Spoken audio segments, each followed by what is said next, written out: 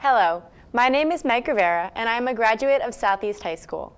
I was a founding member of the Manatee County Youth Commission, and I'm very excited to be here with all of you. As you know, the beginning of school is fast approaching, and there are many issues that teens face on a daily basis. Today, we'll be discussing from our previous third annual Let's Talk event that was held this past April. Let's Talk is an event that brings together youth and adults from around the community to discuss hard-to-talk-about issues. Here with me today, we have members from the Manatee County Youth Commission, as well as the director, Dr. Jessica Spencer. I'm going to have them go around and introduce themselves. Hi, my name is Ella. I'm going to be a junior at Braden River High School, and I am a chair of the Teen Pregnancy Prevention Committee. Hi, my name is Robbie, and I am going to Manatee High School, and I will be in 9th grade. My name is Haley, and I will be a junior at Braden River High School. Hi, my name is Lacey, and I will be a junior also at Southeast High School. Hi, I'm Dr. Jessica Spencer. I'm project director at the Manatee County Substance Abuse Coalition. Thank you all of you for being here with me today. I know you guys all had different groups during our Let's Talk event, and I wanted to ask you what you thought were the most important topics that came out of the open discussion at your tables. Well, I would definitely say for my group, we kind of went off the discussions about drugs and teen pregnancy and focused a lot on like home life and relationships between kids and with their parents and who they can go to for help. Do you think home life is a big issue nowadays, that homes aren't as stable as they used to be? Yeah, that's what my group focused on. I think that now, today, with a lot of technology, teenagers have trouble going to their parents for help. Mm-hmm. So we talked a lot about how it's sometimes better they have someone at school that they trust or someone in a club like the MCYC that they can go to for help. That's a good point. I think I actually have a question about that too, from a parent's perspective or an adult's perspective. What is a way that the kids can engage more with their parents? Yeah, that's another thing my group talked about, what parents can do to make their kids feel more comfortable with coming to their parents for help. Right. And I think a lot what we talked about was depending on like the child, sometimes kids prefer their parents to stand back a little bit and they'll go to them when they need help, but then other kids would prefer for their parents to be more involved in their life, saying that nowadays parents seem like they sometimes don't care enough and they're really busy with their work life. Sure. Okay. Does anyone else have topics? I know that in our group, like the home life was a big topic of discussion also. In our group, we had more of an adult-heavy kind of group. There was only 2 or 3 kids in it, so we did focus on, instead of more from the teens' perspective, we focused a lot on like why kids are more comfortable not going to their parents, and we felt the kids in the group actually realized how big of a challenge it is for the parents to know what kind of disciplinary action, like when they do find either drugs or anything, like it's really challenging for them to discipline because they don't want the kids to not be able to talk to them. And we did discuss a lot about bullying because I know for a couple of the parents that was a huge problem for their children. And they weren't exactly sure. They just realized their kid was having a lot of like attitude changes, and so they wanted to talk about like how their kids reacted to it and how they handled it themselves. Like a lot of adults just went right to administration and they got it settled right away. And so you mentioned that the parents are having a hard time with the children on how to approach them when these topics come up. As any of you, as kids, how would you say is the best way for, if your parent were to approach you with a punishment so that you would still feel comfortable talking to them about these issues, but you also know that they're looking out for your best interest and still have the authority figure? Well, I know at least how we talked about it in our group, it was more of the punishment would be kind of lighter, but it would be, instead of the parents being angry with the child, it was more of, I don't really want to have to do this, but you kind of deserve it kind of thing. Like a kid got in trouble for, I think, drunk driving in one of ours, and so the parent was really strict with it, but if the kid got himself in the same situation, the parent was still like he didn't get angry about it. He just wanted it to stop, kind of thing. Like, Right. instead of being angry, it was more understanding, but like as a friend would kind of handle it, but like with the strict punishment. Makes sense. Is it easier then if it's more conversational versus don't do that again, go to your room, you're grounded for 5 weeks? Is it better if it's a conversation? I think it's way, at least for me and for that parent, it was way better for the child if it was more conversational. Okay. I think that's something my group focused on also, as like I mentioned earlier, with different students, because I had a couple different types of kids in my group, and they were talking about how some of them would prefer their parents to be more laid back about punishments. And then some of them like want their parents to care about what they do. So I think it also depends a lot on the child and what kind of activities they're getting themselves into. And I know, looking back at the Let's Talk event, one of our members was actually saying that a lot of kids will listen to their parents if they try and talk to them, but sometimes the parents just don't. It's not that they don't care, they just don't think the student cares or will care if they try and confront them. So I think it's really important that the parents try and kind of establish a relationship and a trust between them and their child, because the kids want it. Right, and I think that's one of the things that I've recommended to parents for years actually is start early, start young, have those family dinners, have those family discussions. They don't always have to be heavy conversations, they can be lighthearted and fun, maybe what was the funniest thing that happened to you today, and have those conversations early and when they're little so that later when the big issues come up, it's a little bit easier for them to talk about. I don't know if you guys would agree with that, if that's something that would be beneficial, because then when you get to be a teenager, it is difficult to talk to your parents, and it is difficult for your parents to talk to you too, because you're still their babies in their eyes, So I find that's one of the things that's worked for a lot of the parents that I've counseled over the years is starting early, starting young, and having the conversation, and later on it will be easier to flow into that. And then when they do make mistakes, because kids make mistakes, they're learning, they're growing, and it's our jobs as adults to steer them in the proper direction, it'll be easier to talk about them, and hopefully they will be more apt to come to you as the parent or the adult. Am I giving the correct advice? Yeah. Okay. I know, at least for my family, my mom was really, she started those conversations really young. And I mean, just recently, not my friends, but my sister's friends have been getting into a lot of trouble, and my mom didn't know about it, but my sister confides in me, so I've just kind of talked to my mom about it because I kind of feel comfortable talking to her about it. And I know, kind of going off of that, if students don't have that figure at home that they can go and talk to and someone that they can really trust, I know, Haley, in your group, you were talking about how when students don't have that positive authority figure at home, sometimes extracurriculars or a positive environment of other students can help them. And I know one of them would just even be the youth commission, somewhere to come and feel open and have a place to talk. Would you agree with that? Yeah, I would definitely agree with that. I think clubs at schools are great ways to get involved, because then, your club leader, like your teacher, you have somebody to confide in with them. So yeah, I think that's definitely something to agree with. Would you guys say at your school, the people that are in the clubs and organizations tend to not only have better grades, but are more successful in high school in terms of bullying, kind of staying away from peer pressure and all the things that go on? Definitely, because I think that being in clubs or even in sports, students learn to associate better with their peers, so they make more friends, and then they'll talk to the coaches or the club advisor, and that makes it easier. It makes them a happier person all around. And as we know, the beginning of school is coming up just next month. How would you say, for an incoming student, say they were freshmen coming into high school, what would you recommend for them to do to get involved in these extracurriculars early so that they have set up this support system when they go into school? Well, I think on morning announcements, if you have them at your school, clubs start advertising. So I think just a good idea would be going to the meetings and seeing if you like that club and then signing up if you like it.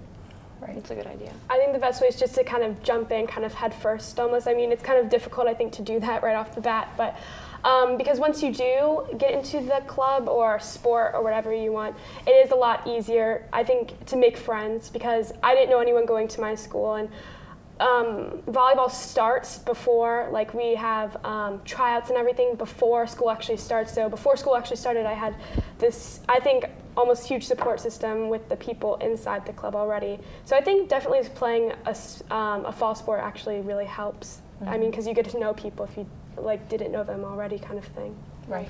And that's something I would encourage the parents to then in turn encourage their children to look for. You know, maybe the parents can kind of peruse or talk to other parents and find out, okay, what goes on in the school, what are some good clubs, or talk to your child too and ask, what are you interested in? You know, what would be fun for you to get involved in, to make sure that, you know, you can kind of help guide them in the right direction and make sure that they find what they're interested in. Because I think that's it too. You guys you're trying to figure out who you are and what you want to do, and although you don't have to make that decision, you know, during high school, you'll at least be able to kind of feel some things out and try things and move forward. So I would encourage parents to really work with their students on that too. I think clubs are very good moral support. I really do. Positive peer support too. And then aside from clubs, I know, Ella, you had mentioned it before about how social media and technology has kind of made the problems that teens are going through a lot worse because they feel like they can't really talk to anyone. Do you guys agree with this statement, or do you guys think that social media has kind of amplified in a way the problems that you guys are going through? I think that technology, definitely to answer your question, technology has kind of taken students or children away from the family life more, and so there's not as good as a relationship in the household, so they think it's harder to go talk to their parents, which I think makes it better when they have a coach or a club advisor, you know, someone that they can go talk to, they feel more comfortable talking to.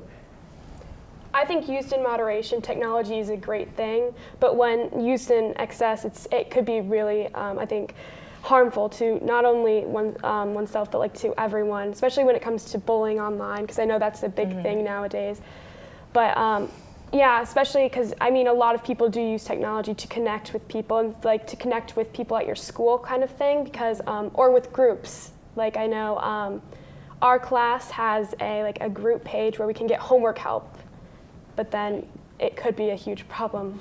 So technology in a way is good and bad. Good for in moderation in school and what you need help, but then you also have the cyberbullying aspect that can really hurt a student, because just because they're not saying it directly to your face, I mean, I think it still has a pretty big impact on the student. Right, and I think that was a really good point, Lacey, about cyberbullying, because I think that's one aspect of technology. When a student is being bullied online, they don't feel like their parents would understand because it's somewhat of a new issue, so they don't feel like they can talk to anyone about it, really, an adult, even more so than face-to-face bullying.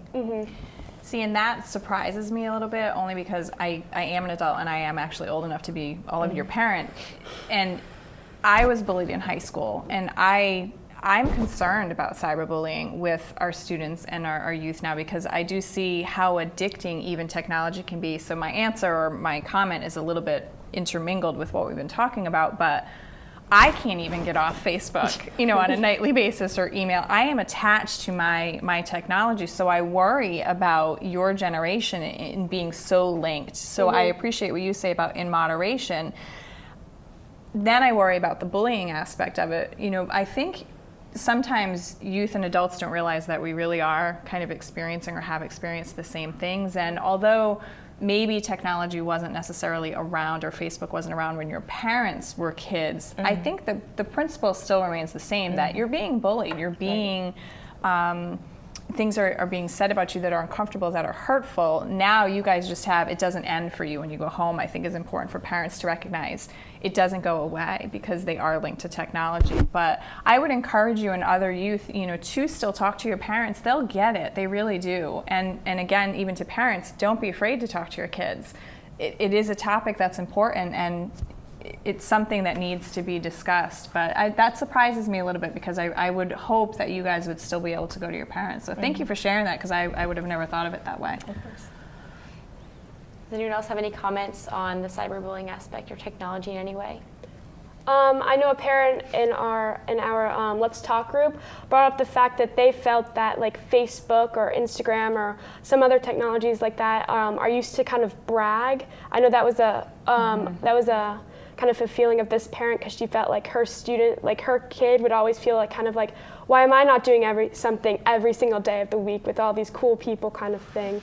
So I know that her kid kind of felt bullied in that way, even though it wasn't direct. Right. Even though she wasn't bullied, it was more of like just she felt kind of down. And I think studies have actually shown that Facebook can actually cause depression, or people with that have Facebook have like they feel like more depressed or more sad, because I can understand that. Right. You see everyone else's life and you think it's so much better, because the thing is, people post about what's going good in their life. No one's gonna, or for the most part, most people aren't gonna post about the bad things that are going on, or how they had a hard time at school. They're gonna be like, oh, it's all going great. And then you start thinking, well, my day wasn't that great. But in reality, maybe their day wasn't that great. Right. How would you, as a parent, I guess, as a child, as a student, as a youngster, how would you recommend the parents limit the amount of time? Or is that a discussion? Is it something that is just imposed? Well, I think that's definitely a tricky, a fine line to walk, because if you do limit the child so much to not going on Facebook, they're going to get very angry and they're not going to want to talk to you kind of thing. But I think that it is definitely, I think it's necessary, because I mean, at least personally, I just deactivated Facebook because it became so much of a hassle kind of thing, and I want to focus on school. But I know for a lot of kids, that's kind of like what they like to do, and so it is a pastime. And so I think that while parents should be definitely mindful of how much time their kids are spending online, and they should limit it, but not to 10 minutes a day, because the kid will definitely be very angry, especially. And then it's a whole nother problem. Yes. Okay, got it. Okay. And I think that's an important discussion to have, I think, between the parent and the child, because I think it's good if the parent tells their kid where they're coming from with it, explaining to them the studies that maybe this isn't the best thing for you. And if they explain it to them, maybe the student will be able to say, oh, well, maybe this does make me feel sad. Maybe I should not go on it as much. And I think you had a really good point about having family dinners. Right. And I know at least in my household and a lot of my friends, it was, when you get to the dinner table, the phones go away. That's a little break from technology. So even if families implement the family dinner aspect, you have a technology-free dinner, and maybe that's an hour and a half a night where they can just be with real people. Because I honestly believe that we're losing our personal skills and our ability to have a conversation. I mean, you walk into anywhere with a bunch of teenagers, they're all on their phones, they're texting, Facebook, and it's like, what happened to talking to someone in person and really sharing that personal connection? That's a really great point. And I'm laughing not because I'm laughing at you, but you're completely right. But I even think about myself. So that's it too when you say your parents might not understand. Trust me. I can't get off my technology. My phone wasn't working the other day, and I had to grab my husband's because it was I can't not look something up. It was insane. But and maybe if that is where your home is so technology laden, if you do it in pieces, like you said, maybe an hour, maybe start at a half hour, so it's not as painful to kind of transition off of our technology. But that's a cool point.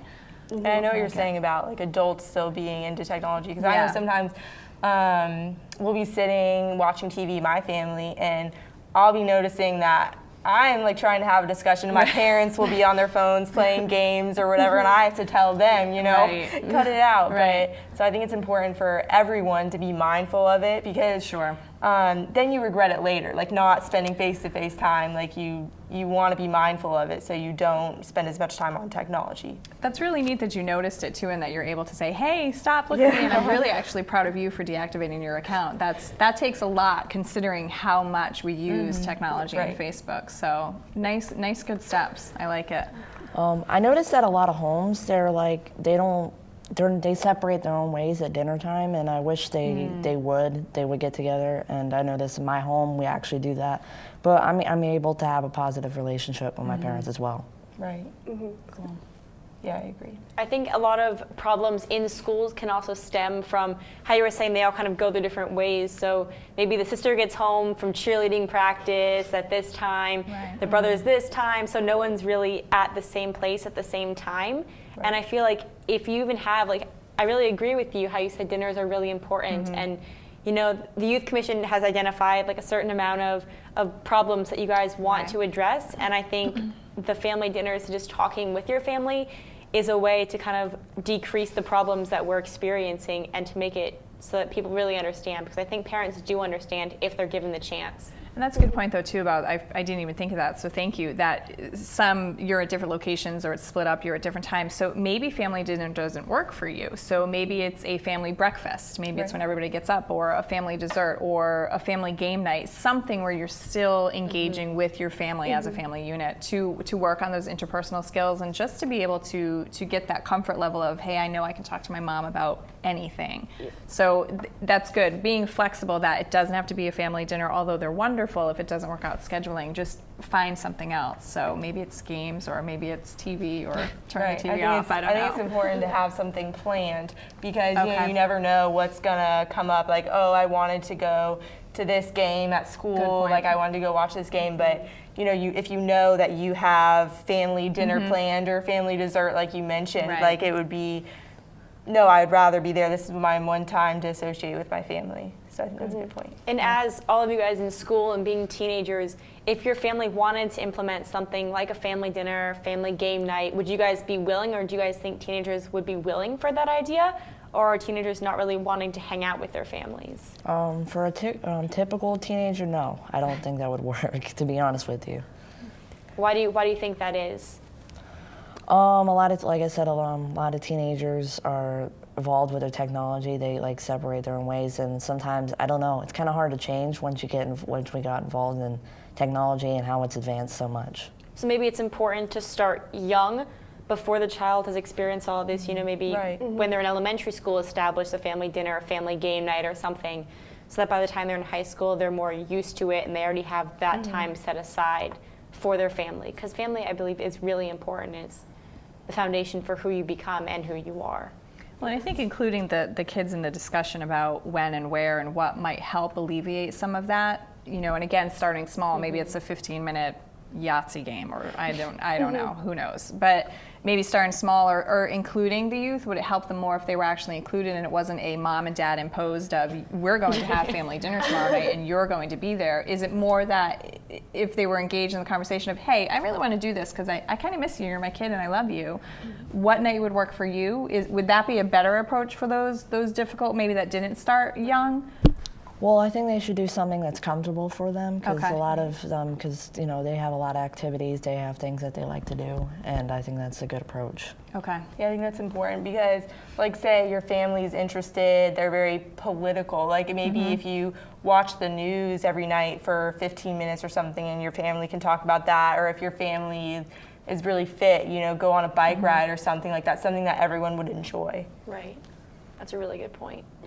I know in my family we do like Saturday and Sunday breakfast, because that way like everyone's still home at that point, and it's not a big hassle. I mean, because during the week, at least during school, everyone's everywhere, and so it's really tough just to get everyone down. But it's, at least I know it's not a hassle at all. It's not like we don't like, oh my gosh, we have family breakfast. It's not like we don't look down on it or anything. And so I think the hardest part is obviously just getting it started.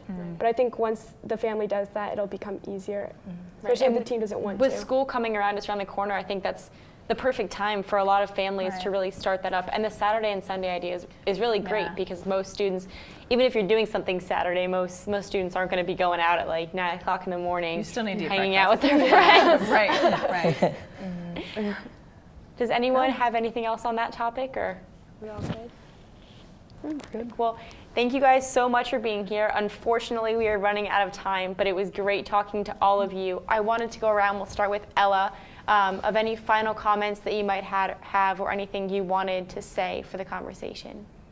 Well, I think that, we've been talking a lot about family and how it's important to talk to your family and have family conversations. I think that the event that we held, Let's Talk, really helped with that, because I know for me, I got to hear from parents and adults about how they feel about their students doing particular activities. So it was just really good for everyone to talk about it, and let their comments be heard, so that they felt like what they say matters.